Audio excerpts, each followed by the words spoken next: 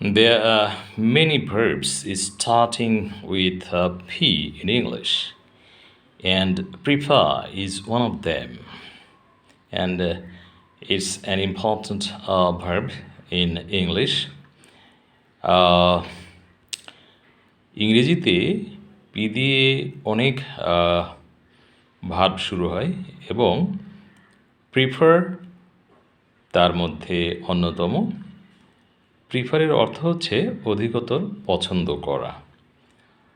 তো আমরা বলে থাকি যে আমি ঢাকার থেকে চিটাগংকে অধিক পছন্দ করি, আমি দুধের থেকে চাকে অধিক পছন্দ করি, আমি লালের থেকে নীলকে অধিক পছন্দ করি, আমি পড়ার থেকে লেখাকে অধিক পছন্দ করি, আমি নাচার থেকে গানকে বা গান গাওয়াকে অধিক পছন্দ করি। এ জাতীয় বাক্যকে যখন আমরা ইংরেজিতে বলতে চাইব বা ইংরেজিতে ট্রান্সলেট করতে চাইব তখন প্রিফারের ব্যবহার করতে হবে। Subject plus prefer plus noun plus to plus noun, অর্থাৎ যে বস্তুকে বা যে কাজকে আমরা অধিক পছন্দ করব সেটি টু এর আগে ব্যবহার করব এবং যেটি কম পছন্দ করব সেটি টু এর পরে ব্যবহার করব। আমরা যদি অ্যাকশন উল্লেখ করতে চাই, যেমন নাচার থেকে গাওয়াকে, গাওয়ার থেকে নাচাকে, পড়ার থেকে লেখাকে, লেখার থেকে পড়াকে, এরকম যদি আমরা বলতে চাই তাহলে জিরান দিয়ে করতে হবে।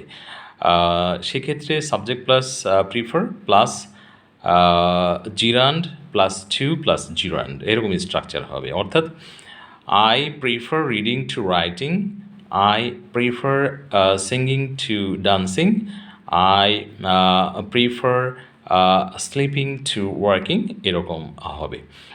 আর আমরা যদি নাউন ব্যবহার করি তাতে কোনো সমস্যা নেই।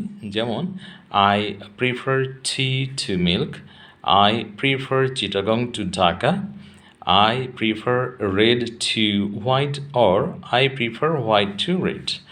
এক্ষেত্রে আমরা যেটিকে অধিক পছন্দ করব প্রিফারের পরপর সেই ব্যক্তিবস্তুকে আমরা উল্লেখ করব।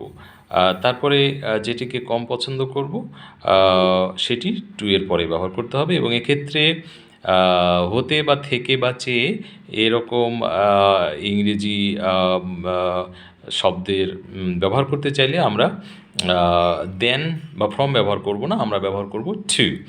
এই প্রিপোজিশনটি আমাদেরকে ব্যবহার করতে হবে। আমাদের অনেক সময় এটি ভুল হয়ে যেতে পারে।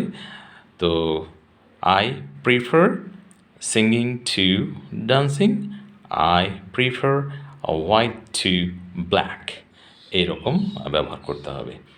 Thank you very much for watching this video.